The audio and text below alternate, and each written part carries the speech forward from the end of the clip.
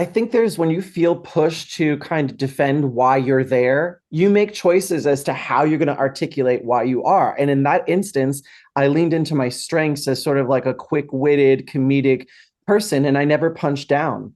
So I can be really funny and read you in a way that also makes you feel like I may have slapped you, but I gave you the warmest hug after.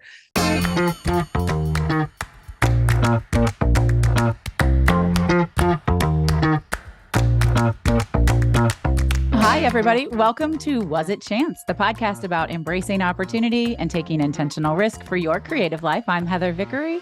I'm Alan Seals. Heather and I started off as two perfect strangers who met by chance and embraced opportunity. So you're here and you get to listen in as we chat with other successful people about the risks that they've taken to put themselves on put themselves on a path to creative success. I was just saying before we started recording that I needed lunch, so those types of flubs are going to get that much worse. I apologize to our guest in advance. Also, it's National Coming Out Day, the day we're recording this. It won't be when we air it. And so, you guys, our guest is Jay Rodriguez, and I'm so excited. Happy National Coming Out Day. Yeah. Oh my God, that's right. You know what's interesting?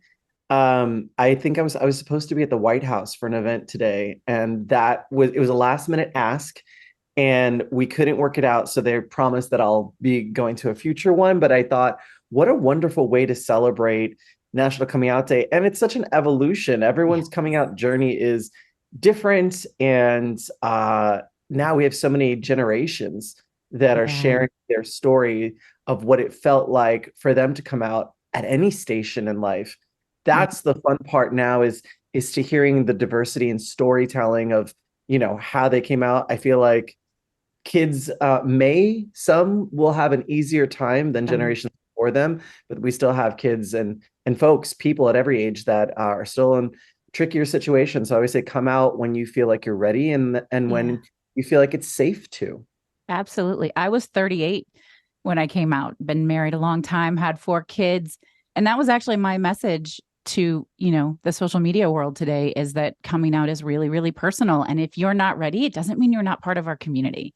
And it doesn't mean we don't love you and you're not seen and you're not valued.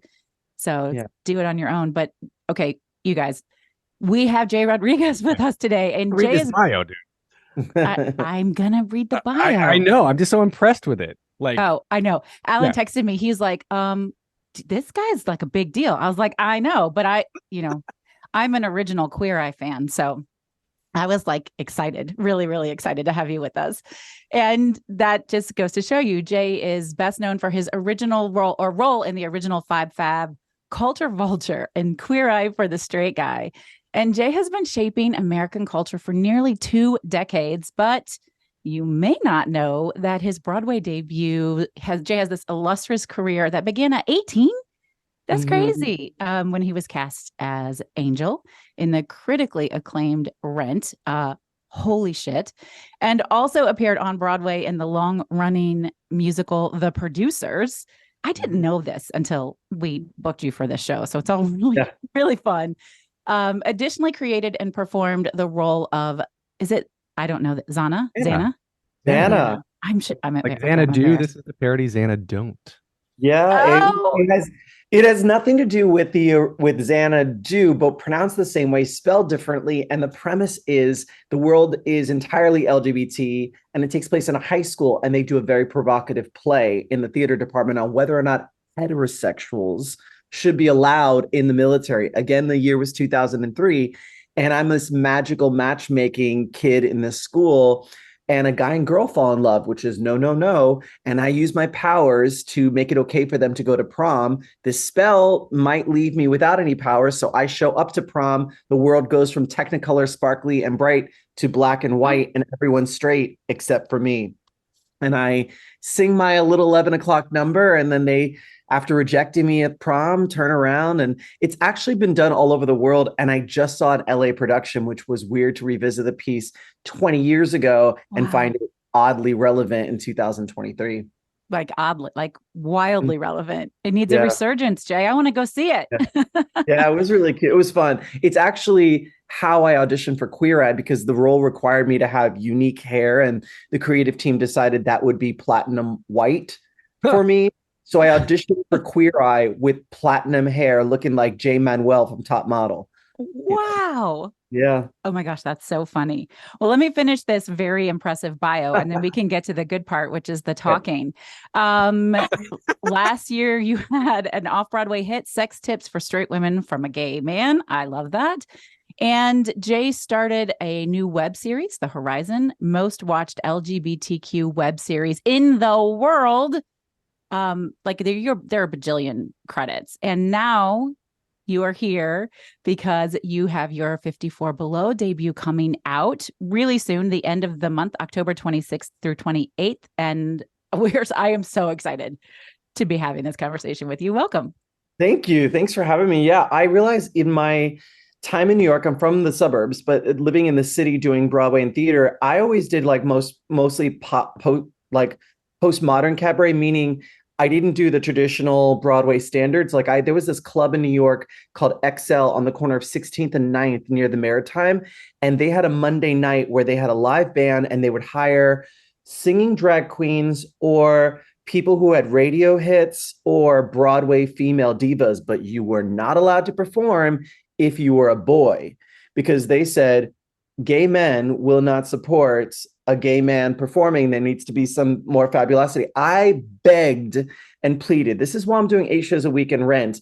But after a while, you get so bored, you want new material. And I was like, please just give me one night. So they begrudgingly did. And the night was so successful and so packed that I ended up doing that Monday night for years. Every week was a different set of 12 songs, which is quite daunting to learn in a week. But it was 2 sets of 6 songs with an intermission, 4 live, it was a live band, 3 background singers. So it was a really fully produced night. And I was doing that prior to Zanna Don't. And I was dressing myself as sort of a gay Justin Timberlake, cut off shirts and crystallized everything. And the producers of Zanna saw me and were like, he literally is Zanna, because I was dressed organically similar to the character as they were mounting the show. So I did that. And I think that was also a big piece of me getting Queer Eye, because at the time, some of the language about what the role would be a nightlife expert. That's how it was delivered to me. Somewhere clearly did not end up being that for Queer Eye, but yeah, so I thought about it. I was talking to a friend. I don't think I've ever done a traditional cabaret show in New York City. I did that nightclub act. And when I was on Queer Eye, I did a one night only benefit for the Actors Fund. That was the story of my life up until 25. Like Rosie Perez played my mom, Shoshana Bean played my high school best friend, and it was Moulin Rouge style. So it was literally music with a story that's unfamiliar. It was called Exposed, but that was the last time. I've never done what I do all the time out here in the West Coast, which is a 1 hour cabaret show. And this one's through the lens of love, sex, and intimacy. That's insane. Wait, okay. And we always have very wildly different questions, and it's always fun to see what Alan comes up with. So in the notes I was making this morning, I thought we'd do our Tradorable. I told you it was going to get worse. I love it. Traditional and normal. Our traditional intro. I think I want to coin that phrase, Tradorable. Okay, so our Tradorable intro. And the first thing I was going to say was, all right, let's lead off with the most important hard-hitting question, which is, what is your number one sex tip for a straight woman from a gay man? So that's actually a book from the 80s, and a playwright thought this would make a great play. And so it became this interactive play in the vein of a Tony and Tina's Wedding kind of vibe. There is a set, and it was the longest running off-Broadway play, and I opened it in Vegas with, of all people, Kendra Wilkinson from Girls Next Door. And the premise is the author goes to like a talk back, like a moderated talk back, and you're greeted by sort of this nerdy kind of woman who comes out and says she fell into this position today. Her boss unexpectedly died and she's going to fumble her way through. She's excited to be there. And I am larger than life with this Lady Gaga music playing entrance. And my whole job is basically to take aspects of the book and read it to the audience and have interactive moments, not only with her, who she gets like a hot tamale makeover during the course of the show while learning these tips, but also bring the audience up. And if you've ever done a show in Vegas and it has anything to do with sex, you're going to see boobs. I didn't intend to see boobs, It was not part of the show, but there's a moment in the show where we have a competition.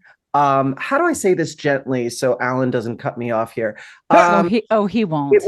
It was a competition between three strangers that I'd pull up from the audience. They were blindfolded, masks fall from the ceiling, they put the blindfolds on, and through instruction from this actual book, they must, following only audible cues, manually stimulate an imaginary penis. And wow, it's like, and there's like music playing. I can't remember what kind of music. It was like dun, dun, dun, dun, dun, dun, dun, dun. So they're doing this, and I'm telling them what to do, and they have to, like hand-eye coordination with your eyes closed, trying to figure out if you are doing it. And then there's a winner, and then I present the winner to the audience, and like twice in that 7-month run, the winner decided that their top was uncomfortable and it needed to come off. They flashed the audience. Now, I'd like to point out, both women that did this were over 60 years old. All right. So good on them. And welcome to Vegas. Yeah, it was. I mean, okay. I would. Yeah, theater school didn't prepare me for that moment. I don't know how Uta Hagen would have handled it, but we'll figure it out. All right. So speaking of preparedness.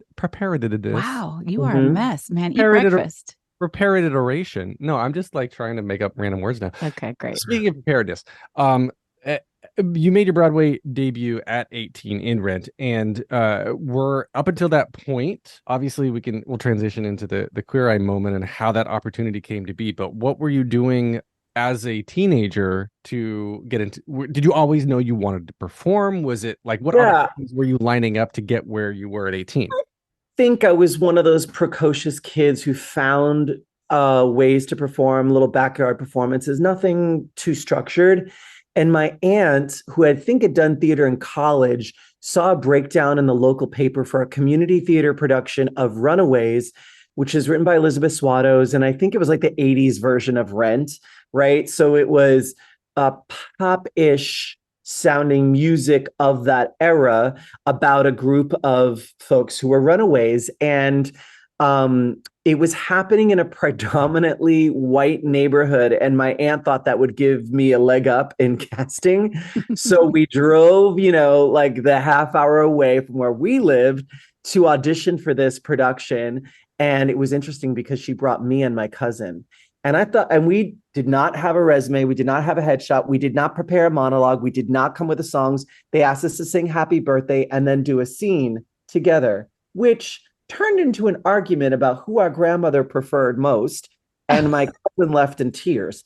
Oh. So it was awful. And I'm like, this business is really scary. And I think at this point, I'm like 12, by the way. Oh. So, yeah. So I wait for a call. We don't get one. And then my aunt says, yeah, you both didn't get anything. And I was like, what? I was like, her happy birthday was like Stevie Wonder style. How did I not? So, let me tell you, I don't know what moxie must have been driving me in this moment. I called 12-year-old calling. I think it was called Creative Arts Ministries. I feel like there was a religious angle to it.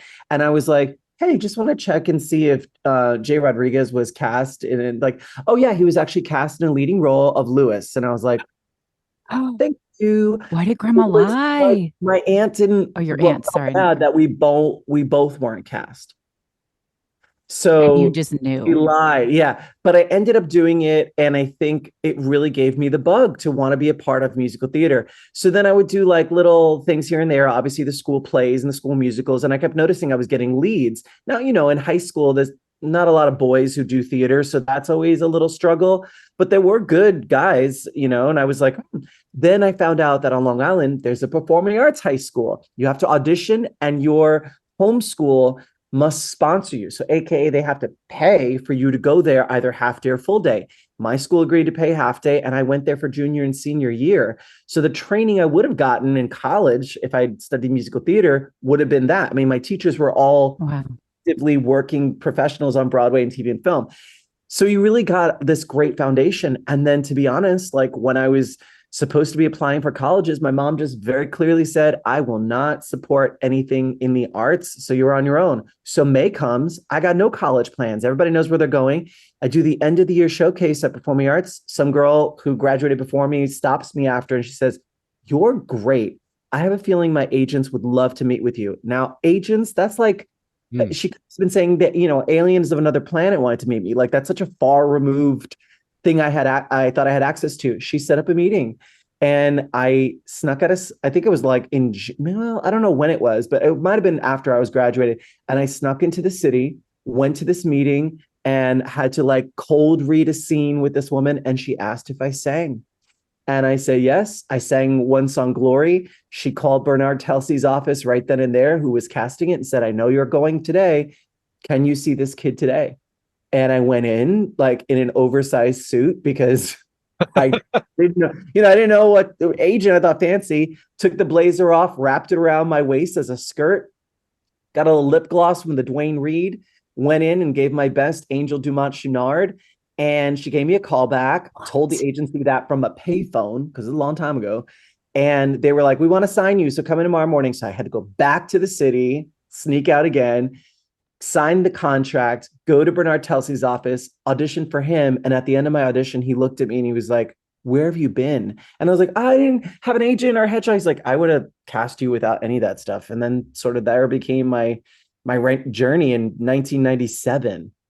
Whoa. Talk about embracing risk for success. Like you just went.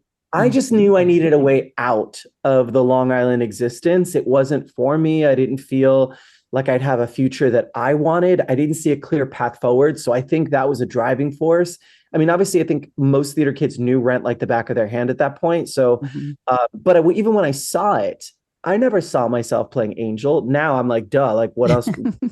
But at the time, it was so scary to imagine what being in drag and playing a gay character in front of people. I hadn't even done anything with a guy yet. So I was, my first kiss was really like the rehearsal. You know what I mean? Like it was very scary. I had no understanding. The internet was new and for fancy rich people. And to be honest, it took 47 minutes to get to like the picture of a nipple at that point. TRL is on. You got priorities, So did you always just believe in yourself that fully? At 12, you're making these bold ass phone calls. You take this risk to go to the performing arts school. Your mom says, I don't support this. You're like, well, I'll find another way. Like, was that just always a natural part of you or did it surprise you? So my church was a mega church and they had, I was a frequent soloist and it was like 2,500 seats per service. And if I had to sing at both, you're in front of like 5,000 people on any given day. So that kind of prepared me a little bit. But when I went from regular high school plays into performing arts high school and did my first number for the class, and you have your jazz hands out and you're breathing heavy, you're like, they're going to really praise me. And the teacher looks at you and is like, okay, a couple thoughts. And you're like, wait, I wasn't like the best. Like I didn't just like knock that out of the park. And they're like, yeah, no. Just wanted, and then they pick you apart and you realize you aren't the best. And now you have to really do the work and knowing that you may never be the best at something, but it's your uniqueness that'll set you apart from everyone else and your interpretation, what you specifically bring that someone else can't. So don't ever do a watered down version of what you saw the person before do.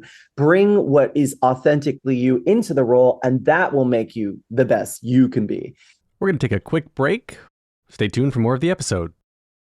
And now we're back. So yeah, I think I really knew I didn't want the Long Island dream. I didn't want to like go into the cabinetry business that my uncles had, although I reserve the right to change my mind if the strike keeps going. Right. But I think I saw it as a way out, but I never thought my path to Broadway would be so fast.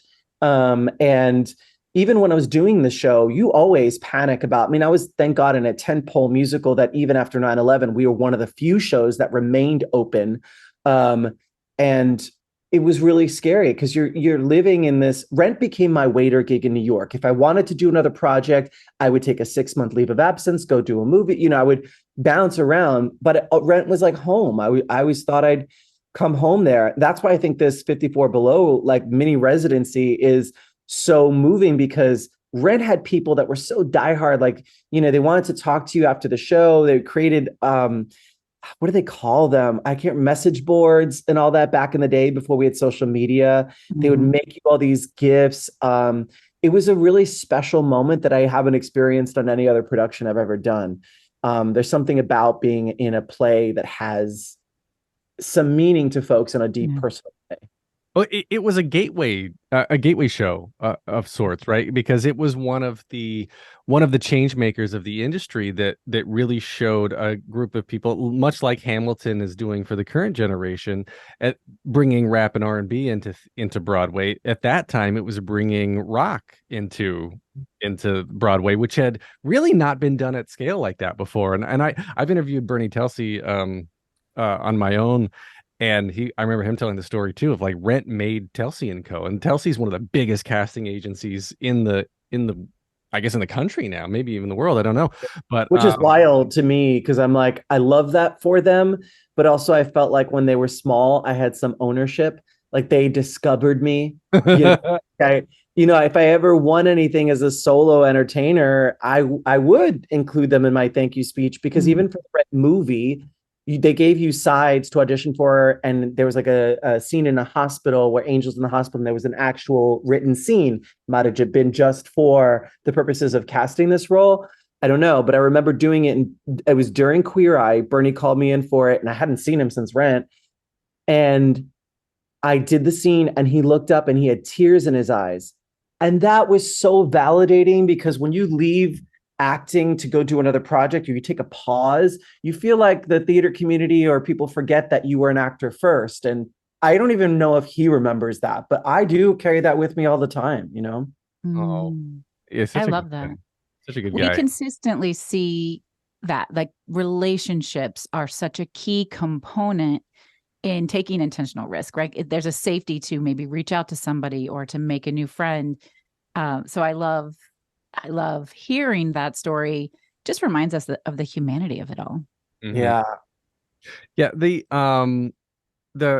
I guess you said the Queer Eye was an audition, right?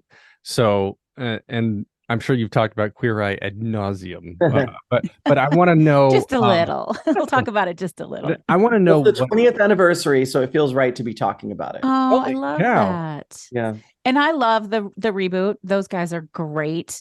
But I'm a original Fab Five stan. So well, I bring that up because I want to know about like what, I guess you left Rent to do that, yes? And so like it's funny. So I took a 6-month leave of absence from Rent to open Zanna. It was like spring 2003. And I had always a TV film out in my Rent contract after a certain amount of time, because I was working in that space as an actor, and they would let me leave and come back. So I at this instance, I took a 6-month leave. I'm in the middle of doing Zanna. Your lifestyle changes. You go from making Broadway leading money to making off-Broadway money. And I think it was like 400-ish a week. And I don't know how people live for 6 months in New York like that. Like, you need a side hustle. So I got this ask from an agent at my agency that I'd never worked with, who did hosting. So I thought this show meant holding a microphone and standing outside of the world famous Limelight establishment, blah, blah, blah. Like, I thought that's what the gig was.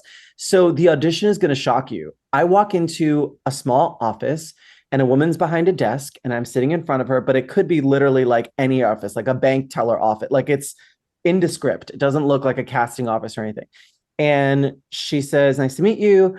Take me on a date as a divorced dad living on Long Island. What will we do here in the city?"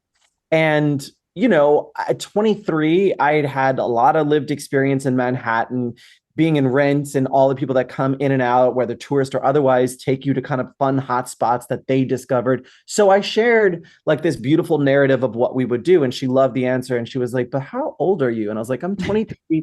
She goes, "No, you're 27. And I was like, "Oh." And then she was like, "Where'd you go to college?" And I was like, "Well, I was going to go, but then I got Rent." "You graduated. So give NBC and Bravo the same answers tomorrow. I'm giving you a call back." So I call the dude. I'm like, "Hey, man, so that I think went good. I'm going in for some callback tomorrow for the network." And he's like, "Oh, that's amazing. Let me know how it goes." So I go in the next day, again, with platinum white hair, Probably some residual glitter that would not come out from the night before his performance. And there's a long boardroom, NBC on one side, Bravo on the other side. The creator and directors of the show, like the executives, are all there. Andy Cohen's in the room. And 3 chairs were before the board. An empty seat was in between them. And so I sat in that one, and there was a brightly dressed blonde guy to my right and a gay Buddy Holly to my left. Nobody said who they were. They gave first names, but I didn't recognize them. And I don't know why they're there at my audition. So the board would ask me very simple questions, like, where would you take a guy do this? Or like, where are you from? Simple. And these 2 guys just kept like fucking with me and like reading me for all my answers. And I thought, I'm not getting this. They're clearly up for the same job. They want to be mean-spirited. So I am going to be funny and memorable because I want to be on a sitcom one day and NBC is in the room. So that's what I did. I was quippy in a fun way that made the room cackle. And I held my own with these 2 other guys who were auditioning. I leave. I get to the Zanna like theater. I'm in my, in my dressing area, putting on the makeup for the show, mad, heated, upset. I'm like, I humiliated myself. I call my agent. I'm like, look, dude, I don't ever send me out for anything like that ever again. They annihilated me. He's like, okay. An hour later, it's literally like 10, 15 minutes before curtain. He's like, guess you didn't do that bad. You start Monday. Oh, wow. And I was like, how? What is it? What am I doing? What kind of show is it? He's like, well, you all have to be openly gay. It's kind of like The View meets Charlie's Angel. I'll tell you about it. The View meets what? And then the guys, the 4 other guys came to see Zanna Don't that weekend. So they don't know me, but they're like, we're going to go find out like why he's got this platinum hair. And it's a small theater. It was like a 490 something theater. So there's this one moment in Zanna Don't Be a Man where I'm in complete military regalia, like a big trench coat to the floor. And then you rip it off and you're in like, crop top bedazzled of military with no sleeves and short shorts. When I tell you, I saw the 4 of them just fall out of their seats with laughter. I was like, I don't know if I've won them over or they hate me forever, but they're stuck with me. And that was kind of how I got Queer Eye. I Wow. love that. What a fun story. Do you think that maybe you got that part because you didn't, I mean, not completely, but you didn't have an expectation. You didn't work too hard. You were just like, fuck it. I am going to go out here and have fun. I think there's when you feel pushed to kind of defend why you're there in any space, you make choices as to how you're going to articulate why you are. And in that instance, I leaned into my strengths as sort of like a quick-witted comedic person, and I never punched down. So I can be really funny and read you in a way that also makes you feel like I may have slapped you, but I gave you the warmest hug after. And there's some comedy within that. So I think that was the right tone and tenor for the kind of show that they wanted to create. And I think in that moment, they thought I'd be an asset to the team. I was also 10 years younger, which they found out when they took my ID to like file paperwork. And they were like, how about when we're doing an episode and we have assigned seats in the car, the Denali that we had, which was like the 6th cast member.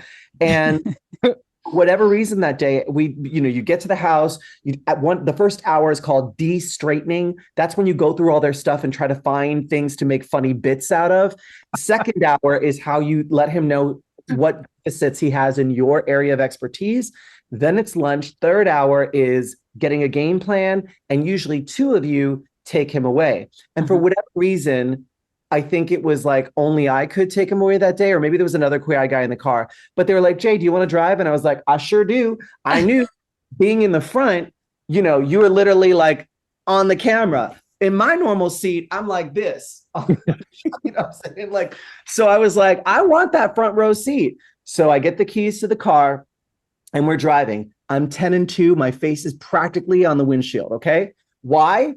Jay has a learner's permit and had not driven in probably 6 years. So there I am, like Mr. Magooing it, practically sitting on a phone book so I can see over the steering wheel. Like it was a nightmare. And then they're like, oh, shoot, we need to get your license just for the insurance. And when I handed them my learner's permit, They never drove again. They was not allowed to drive on the show. But did it make the final cut? Is it in the episode? Oh, they loved it. But when you watch it, they were like, we wondered why you look so terrified. He's like, blah, blah, blah. I'm like, uh-huh. Jay, look at the guy every now and again. Uh-huh, great, great. You know. That's amazing. Yeah. I love that you said I never punched down. And that is something I don't think we talk about enough because so many people do take that approach. And I would love to have you sort of expand on that. And I'm curious, was that the case for all five of you? It seemed like a really great rapport. I don't know if that. I think that was the magic in it. I think we were, the show, first of all, was directed and created to be a comedy. We had no intention of pulling heartstrings. We didn't even know that that would be a byproduct of connecting with someone for a week and uncovering the most personal details of their life, that they inevitably would feel emotionally moved, possibly to tears. I'll tell you, the first time that happened, basically, the final day when he sees his house, whatever, we each tell him, separate, like, okay, now that you're with me, here's what we have to do tonight or tomorrow, whatever. And so he's like, okay. And then we have a little like round table at the end, make a drink or whatever. And we're like, okay, don't forget, blah, blah, blah, blah, blah. And then the producer steps in and says, okay, this is the last time you're going to see the Fab Five. If you want to say anything, this is your moment, because after they leave, you won't see them again. And I remember the first time it happened really took us by surprise, but the straight guy was like, yeah, I just, and completely broke down. And we all laughed because we thought he was making fun of us. We thought he was joking, but he had never had someone come into his life not wanting anything from him, yet knowing all these personal details about him with the pure intent to just make his life a little better. And after sharing things that he probably never even told his besties, he just was left with this emotional connection. And mind you, most of these guys, especially in 2003, were like, first day, like, hey, bro, don't hug me, man. Given all that. And then by the end, their hearts are open. And it's no longer about who's gay and who's straight. It's really about, we formed a bond, and a friendship. And that was a surprise. That was not the agenda. So, going into the show, I think none of us could have predicted its success. We certainly didn't think we were making anything that was going to be emotionally driven. We were just trying to do the Lord's work by, taking pleated pants out of their wardrobe. Oh my gosh, I love that. I'm laugh crying right now. Well, I have chills. Like, it's so beautiful. The first ad was, you'll laugh, you'll cry, you'll clip your nose hairs. It's true. On the billboards. Yeah. I was going to ask why you thought, or why, if you could speculate on as to why it became such a cultural phenomenon, in both straight and gay cultures. But I think you literally just answered it. It allowed. Yeah, we're scared of each other. I think, Alan, I mean, you could probably speak to this from your perspective, but gay men and straight men at that time, it was not cool to be friends. I think for mutual fear and misunderstanding. And for the first time, we were depicting sort of good-natured locker room ribbing and that sort of hazing process, but in reverse. Mm-hmm. It wasn't the straight guy making fun of the gays. It was the gays taking that same energy from the locker room and spinning it on the straight guy, but also saying, we're here to uplift you. And there was a window into what those friendships could look like. And suddenly everybody wanted to get, get your own gay. But yeah, it definitely, I think that was part of the successes. We hadn't seen that before in entertainment, where the gays were not necessarily the butt of the jokes. Did we tap into many stereotypes that was literally just us being ourselves, but fell under the archetypes of stereotypes? Sure. And there is a lot of comedy to be had to some elements of stereotypes being true and not making them funny. But I think part of the key to it was, the show was sort of the driving force was Carson in the show, who was very unapologetic of who he was, regardless of who he was in front of. Whereas I would butch it up and code switch and just try to make you comfortable with me, because me being authentic, I thought might make you uncomfortable. And the last thing I should do, God forbid, is make someone else uncomfortable by being myself. Now I hear how wild that sounds, but I saw it mirrored first in Carson.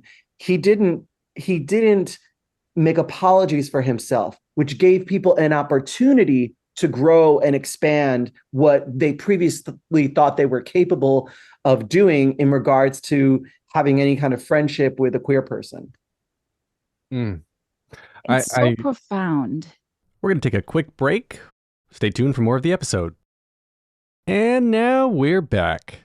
It's deeply profound. And if you look back on it and your whole career, somehow you've managed to do all of these really profound things that they're big statements. They're fun and they're funny and they're comedic, and you have that, and you can sing like, nobody's business and all of this. But when you look back on that and having been part of something so transformational, I think really just across the board, what does it make you feel?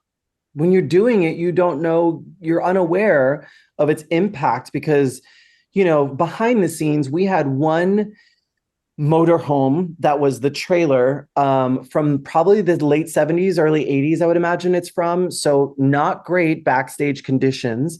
And that was for all 5 of us, hair and makeup, wardrobe, and the driver. So you're in close quarters, not fancy. We weren't treated necessarily on set like celebrities. In our personal lives, maybe that would pop up here and there, depending on what we were asked to do. But I think there was an element of humility that I think we all felt, that we were given the golden key to things when we felt like we're not curing cancer. But then you zoom out years later, I think most of us, because it's constantly brought to us by people who were moved by the show in some way, how important the show was. At the time, you're like, oh, it's a good show. I'm on a hit show. But I don't think you can really tell the lasting impact until you step away from it from some time. I mean, it's 20 years ago this year. It's the 20th anniversary. And it isn't until now when I hear it reflected in theater, like at 54 Below, I'll know how well that song went based on the applause, or joke landed based on the in real time laughter. And in television, you don't have that.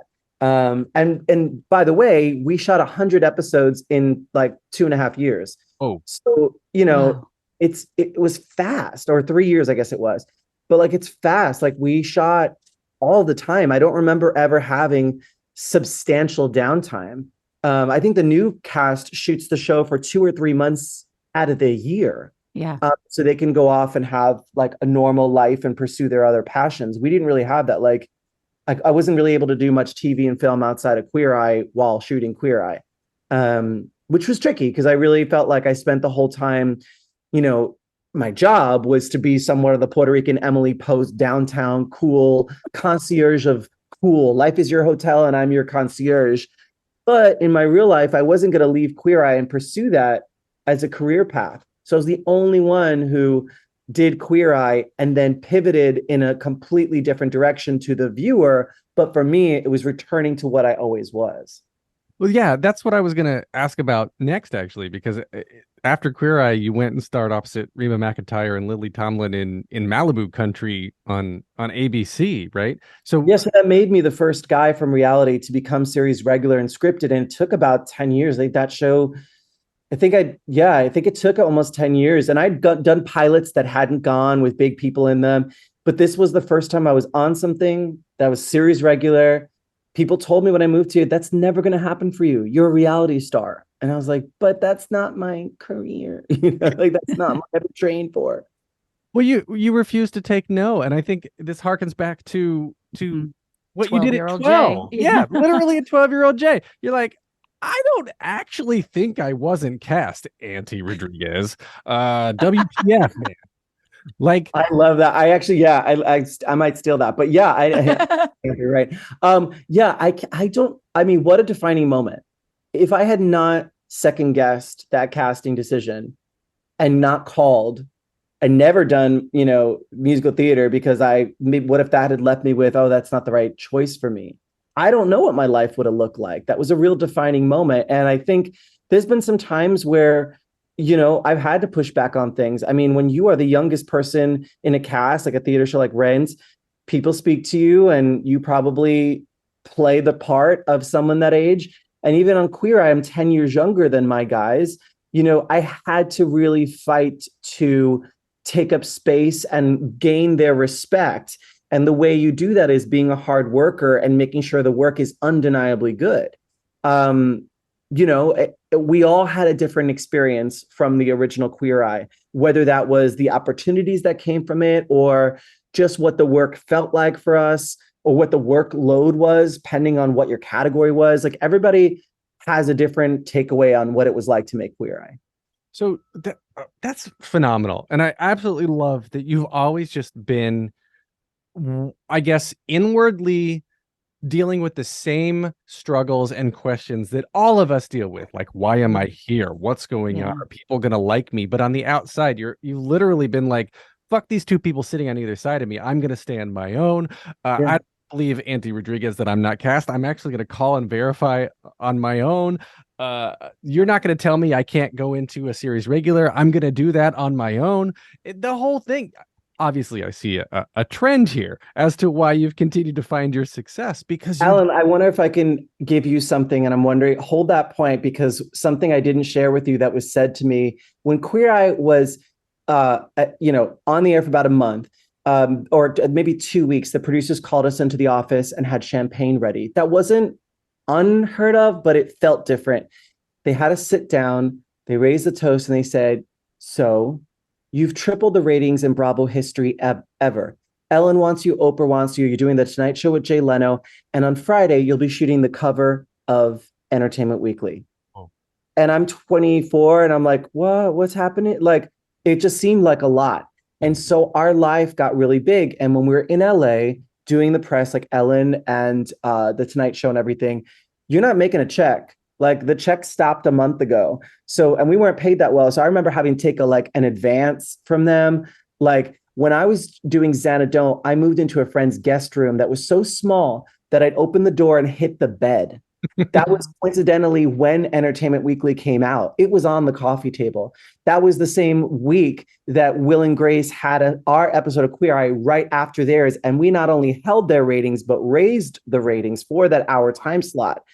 But my life was living in this small little bedroom with that was my reality. So I was holding space for both. And then we're in LA and the Queer Eye producers, agents wanted to package not just the producers, but us as well under the same umbrella. Now, having had agents, I already knew that's probably not a good idea, but I'm going to go to this meeting because we're being asked to, and it seems like it's a forced thing we have to do. They do this big song and dance. There's a beautiful spread. The agency has all the LA views and you're just getting really wowed, right? And I'm 24 and I'm thinking, I mean, this is not what my agency looks like. I was at a mid-tier nice agency, but I was a little seduced. And then after the big pitch, they individually set you up with different agents to speak to you about this would be your point person. And mine said, what do you want to do? Where do you see your career going? And I said, listen, I've not only done queer things. I played a father on All My Children. I played an inner city student at a college campus talking about racism in Lincoln Center at a play. So I have credits that showcase me doing things, whatever. And he looked at me blankly and he took a breath and he was like, buddy, I don't know what to tell you. You're not going to be the next Antonio Banderas. And what? At that time in 2023, I didn't have that same energy of, oh, no, that's not the case. I took it. I took it in that moment because maybe he was right. Maybe this is why. Talent, could you play the part? Yeah, but maybe there's a stigma on what people know and you're just uncastable. So I put that aside and thought, well, the other guys are starting to get like $1 million endorsement deals and we don't get very much for making this show. Maybe there's commerce to be had outside the show, leveraging, the celebrity that show gave me at that time. So I asked, is there like endorsements or something like that? And he was like, I mean, we can try like Taco Bell and stuff, but those companies, to be honest, Jay, you're just not safe. You're not family friendly. You're Latin, you're gay, you're little femme, So I think we're going to have our work cut out for us. that stayed with me throughout my entire career, and honestly didn't come up to a head, even though I played a bunch of straight roles, until I was auditioning for Bros, which is the Judd Apatow movie where I play this really butch straight gamer. And I sent the tape in mad. And I thought, it sucks. That's a fucking great audition. And they'll never cast me because someone will Google me and be like, oh, that's the guy from Queer Eye. I don't want him playing straight, whatever. This is my own stuff. I'm not saying this is how they thought. And when 2 months later, I get the call that I'm cast in this, I had to pull over and I cried. And I'm not really like an emotional person, but I cried in my car because that memory, his voice came up. And I didn't realize that I had been holding on to that for like 17, 18 years. But it was beautiful to be able to to let that go and know that he does not get to be the author of my story, that I have been rewriting my story all along the way. And only I am the author of that story. And it was just, very validating in that moment. Mm. Sorry, I took you off course, but that moment. I'm so glad you shared that because words do matter a lot. And that's why being intentional is important. That's why not punching down is important. But I wish he would have been intentional in saying this hasn't been done before. Well, he was a dick. So you are in so many households around the world in their intimate private spaces, their bedrooms, their living rooms, their TVs, wherever they have their TVs. We're going to fight for a new generation of inclusion so that, scripted roles reflect more of the full lived experience and people can see themselves in you in these different characters. He didn't say that. And I wish that he had, but I allow grace for him thinking out loud, I'm saving this kid a lot of trouble by just maybe suggesting he hosts some fashion show, even though he's not the fashion guy, so it's interesting, but if I don't share this, it is queer history. That was how many of us were seen in that era. We didn't have Billy Porter or Wilson Cruz doing big ads for Smart Water back then. Like, I'm just pulling that out of my ass, but like, it's not like, trailblazers like Guillermo Diaz and Wilson Cruz and Billy Porter, in the early 2000s. Yeah, they were on TV shows, but they weren't doing $1 million endorsement deals for Coach or anything else. The way those brands are now featuring, although because of this year, a lot of brands pulled out of sponsoring prides and anything to do with LGBTQ plus folks. A lot of the ones that were just showing up and putting a rainbow thing are now like, going to second guess that because it might hurt my bottom dollar. Yeah. Very weird. It's a scary, messy time. Yeah. I'm sitting with what you said because it's so it's impactful. And as a father of two young boys, like legitimately who are, they love, because of me, they love theater and they love singing, and of course kids love to dance until society shows them straight boys are not supposed to dance, right? The words that they hear, even like my younger one is like, someone called me chubby the other day, and he brings that up all the time, and it aches, it hurt, and like it's nowhere near the amount of severity of telling someone they're kind of like they have no place in an industry. So I don't pretend to relate to that at all, but like just understanding the impact of words, like Heather was saying, it's so important, and people think it doesn't matter, but it does. It absolutely does.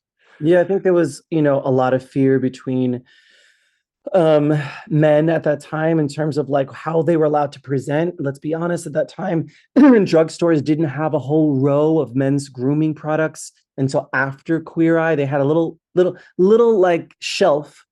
And now, men are encouraged to take care of themselves for their own health and well-being. And there isn't an SPF that's going to make you gay. Like, it's just literally to prevent you from getting sun damage. Like, let's be real. But a lot of those things carried shame. If you have a zit and you want to use a little concealer to cover it up, the straight men we made over, they had like, it was literally, they all had the same one. It was a lipstick concealer, usually in the wrong shade, hidden somewhere. They thought we wouldn't find it. I'm like, are you kidding me? Like, if I ever have kids, they ain't hiding shit. Like, I have turned over many a mattress in my day on Queer Eye. So it's like, you're not, but the fact that a guy wanted a concealer because he was embarrassed about a zit or two, but had to hide it, physically hide the container so that we wouldn't find it. Because if we did, homosexual, it didn't make any sense. All right, one more quick break. Hang on a second. All right, here's the rest of the episode. I want to comment on something, and feel free to tell me I'm a stupid, straight, cis white man. When you were bringing up originally what Queer Eye allowed a society to do and allow straight men and homosexual men to be friends, right? Without that invisible barrier, right? What I think also helped with some of this is before that, right? I don't want to be friends with gay men. They're going to want to have sex with me. And everybody wants you, dude. Flash forward to the straight man who's saying this, and I'm like, you, sir. I mean, this is we are not the same, friend. Yeah, you need some concealer. No, what I was going to say was that the tables have turned, straight men, because now you're being made to feel like you make women feel every fucking day. And that's not right. Right? Mm-hmm. Like to shine the mirror. I agree. There's so many great posts about that. Like, the way some straight men feel comfortable talking to women when that behavior is reversed and coming from a gay man, the feelings that come up for them when it's unwarranted and they've told them to stop and that person still does it. I mean, also shame on that person, stop doing that. But like those feelings are hopefully a window in and give them a little empathy for how women must feel. Absolutely. There's so much intersectionality. Yeah. Best thing straight men can do listening now, go to a men's gay club and realize how you make women feel when you get unwanted attention. It's a fascinating study. Ladies, if you're listening and your man has a problem where he can't look away or he's saying things about ladies he shouldn't, time to take him to the Rainbow Club. I love that as a call to action. Jay, we could talk about your Queer Eye experience, your vast bio for days, and I think I would love that. That's code for me just being really old, but yes. No, it's not at all. You just have an incredible career. But we do want to know about your show at 54 Below. Yeah. So tell us about it. And I want to know what intentional risk, like what chance encounter led you to that? 100%. Thank you for the question. Yeah. So it's 3 nights at 54 Below at 7 p.m. the 26th, 27, 28, with the 27 also having a streaming capability. So you can purchase a $25 streaming ticket for that Friday and watch the show from wherever you feel most comfortable. And then in person, they encourage guest stars. So I have Claiborne Elder that people know from Company and The Gilded Age. Night 2 is Orphe. People know her from Legally Blonde and a bunch of Broadway. She's like Queen of Broadway. Last night I have Dan and Boyer, who people know from Younger as well as Uncoupled. So they'll be duetting I'll Cover You from Rent, which also has the title of the show is 1,000 Sweet Kisses, pulling that lyric from Rent. And so the show is my comedic, rated R, leave the kiddies at home, journey through love, sex, and relationships. And it basically taps into many different genres, from Prince to Sal Bareilles to traditional Broadway to standards to parody song that is quite blue, shall we say. It's a little naughty. I will do a disclaimer before it and say the following content is intended for mature audiences only. Viewer discretion is advised, because you can't talk about things unless you talk about them honestly. And Lily Tomlin taught me a great lesson when I went to go see her one-woman show after we'd been working together for a year. She talked about oral sex, about a man pleasing a woman in that way. And it was in a theater full of mostly senior citizens that looked very buttoned up and conservative. And she had them howling. Why? It was the manner in which she structured the joke, that it wasn't lewd. It was just smart and hilarious. And so I've taken a page from that to tell the sexual parts of the story. But it's just a great night out, whether you're going on a date, whether you're going to relive old Queer Eye memories, because of course I spill Broadway tea and Queer Eye tea. And then the through line is really my journey through dating, the highs and lows. And unlike what I've done in the past and I've seen others do, this isn't about what was done to me. this is also about my participation in the demise of some of my relationships and taking ownership of those moments. The set list includes things like from Taylor Swift that I would have never, I'm not a Swiftie. It's not like I dislike her. I just would have never thought I'd put her in the show. But my incredible musical director, Drew Woodkey, I was talking about a story that I tell in the show. And he said, have you ever thought of doing this song? I said, yeah, I've done that song. It feels long. And he's like, it's a Taylor Swift medley. You shrink your story if you add these 3 songs to tell the story for you. And I was like, oh, like just genius. I think this is the kind of show you'll laugh, you may shed a tear, but you're definitely going to blush. And it's just a fun night out. And I love that it's 7 p.m. because it's Halloween weekend. So it'd be a perfect pregame. In fact, come in your costumes. And every single person that buys a ticket and DMs me a screen grab of the confirmation, I'm sending them back a personalized video thanking them, because I know that people, spend their hard-earned money to support the arts. Like I want to give them something in addition to the actual show.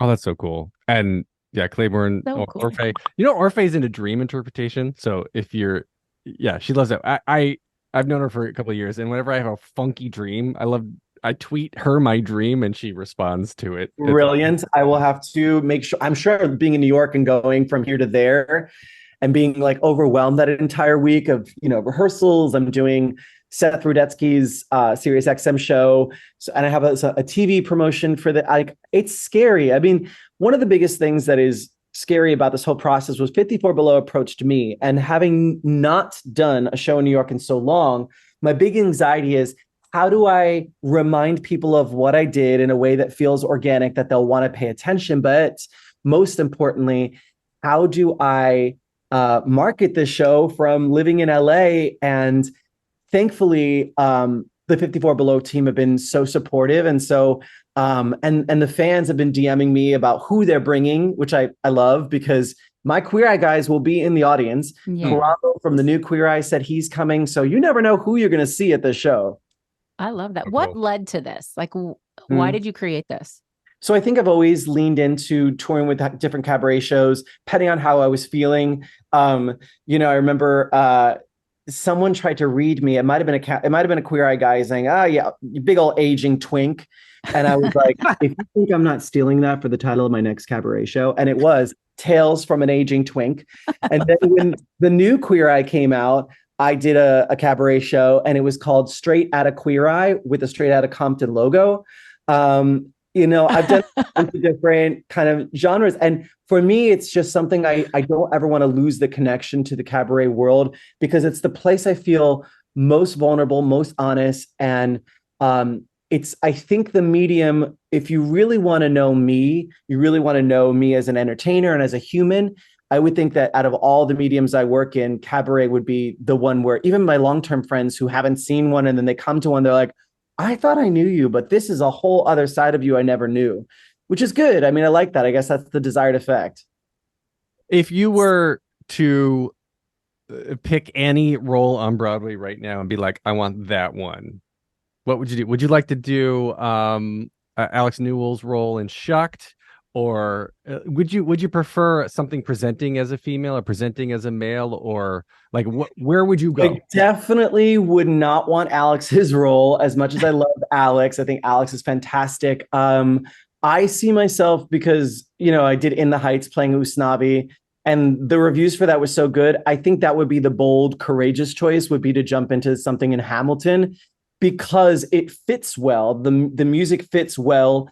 And having played Usnavi and found like that role fitting like a glove, and having that be unexpected to the reviewers, who I'm sure came and were like, what's this going to be, this Queer Eye guy try? And every review was like, he can really, which I'm used to. I'm used to having to prove myself to people that are like, oh, what's he going to do? But, I think for me, it would be playing something that maybe the masses haven't seen me play before. I think, I feel pretty comfortable and confident in the gender non-conforming work that I've done in the past, but I don't think it's something that would make me want to leave LA and go back to New York for. I also don't think that anyone should try to attempt to sing anything Alex Newell has originated. Yeah, whoever replaces Alex is God bless them, because I would love to the covers. I'd be very curious to talk to Alex's understudies and be like, how do you sing what they do? Like, what's happening there? How does that, because that would give me such anxiety after seeing the number, such an incredible number. I think they performed it on The View, and it was the first time I saw it, and I was like, oh, so good. But Alex says that their number is the best number in the show. I saw Shrek 3 weeks ago, and still a show-stopping standing ovation. Well, it is in the Nederlander. Yeah. On 41st. That's where Rent was. Yeah. So I've not stepped foot in that theater since I did Rent. So, I mean, I would be very curious to go just even see the show and see if it feels like I'm in the same space, because that theater had such history, They transform it. There's like corn and hay bales all over. No. It's not like Rent anymore, I'll tell you that. That theater used to have a big mouse problem, and when we would sing Seasons of Love in the puddles of light, we would see the mice running down between the aisles, down between your feet. So now Shucked is fed these mice, giving them some nice hay to make some better. They don't talk about the vermin problem. I'm very curious. I'd be very curious if Shucked has not seen Mickey and Minnie trying to get into the show. Woo! Yeah. Oh, you guys have been so fun to talk to. I hope you come out to the show.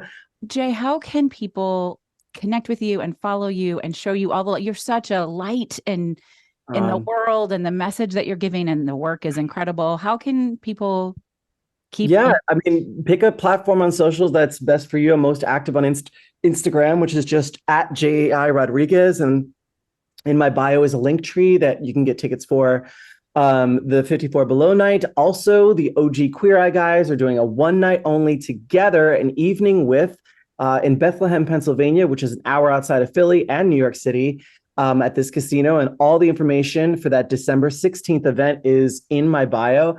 There's also a Patreon, because, we all got a little side business, and that's a great way to stay connected in the know and be able to dictate what kind of videos I make, what I talk about, the behind the scenes of work projects. And that was actually my saving grace during the pandemic.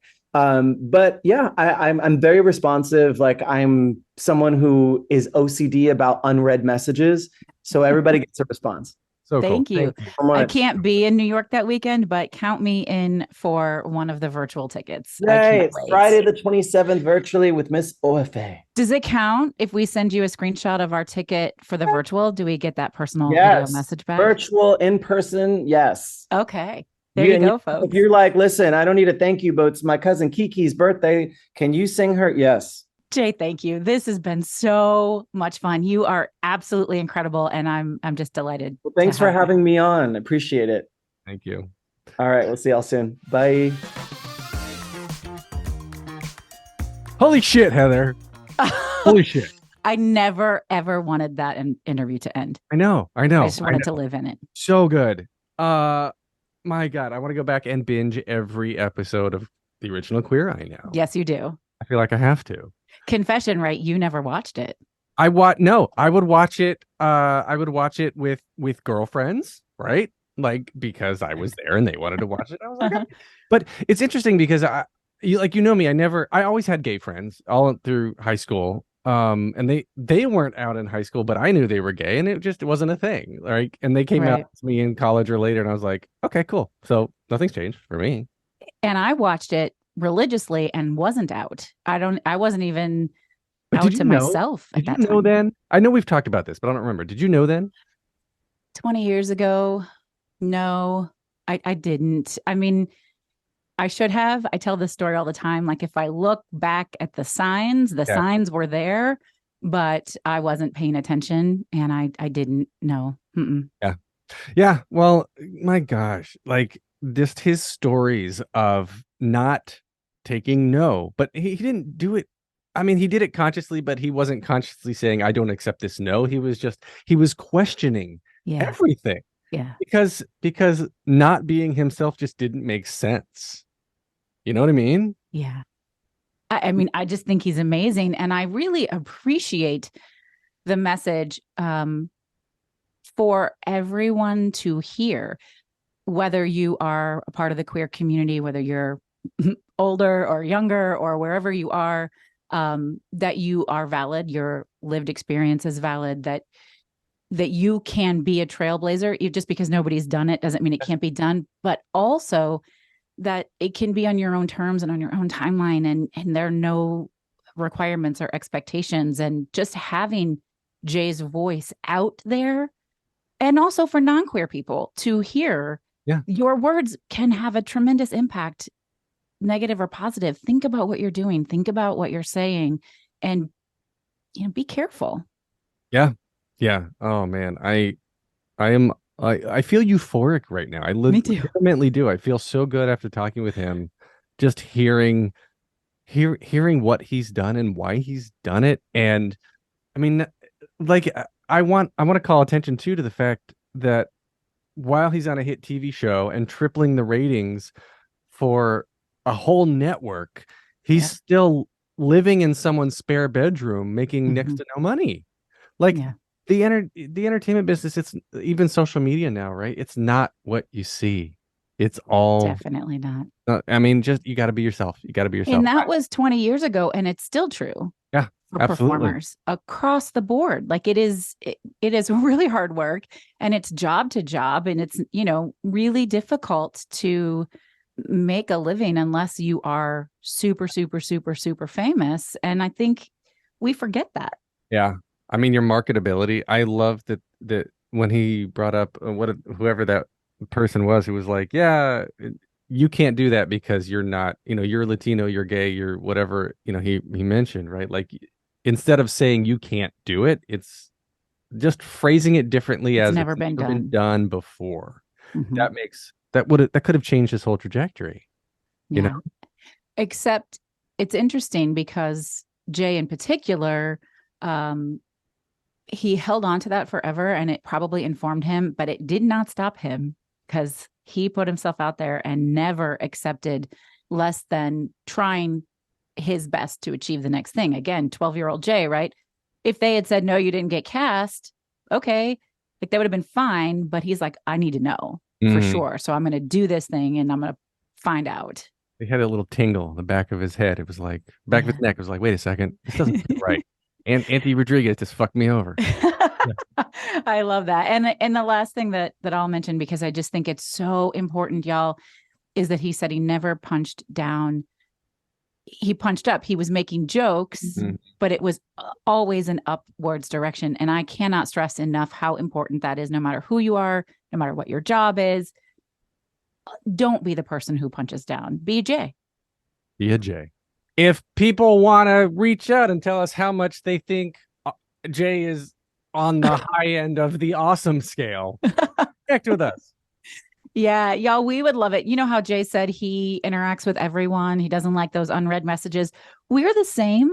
We are super responsive. You can find us at Was It Chance on Instagram and on Threads. We would love to hear how you're enjoying the show, but really, we're trying to build up those YouTube subscribers. So do us a favor right now. Go over to YouTube, find our channel, and subscribe. We just need 20 more, and then we can get that custom URL. And who doesn't want that? Was It Chance Podcast. Click a link that we'll post on socials, because we'll post the socials for you. You've been listening to Was It Chance, the podcast about embracing opportunity and taking fucking eat now. Taking intentional risk for your creative life. I'm Heather Vickery. No, you're not. Oh, wait, you always say that. I'm Alan Seals. And I'm Heather Vickery. Thanks for listening. We'll talk to you soon. Bye.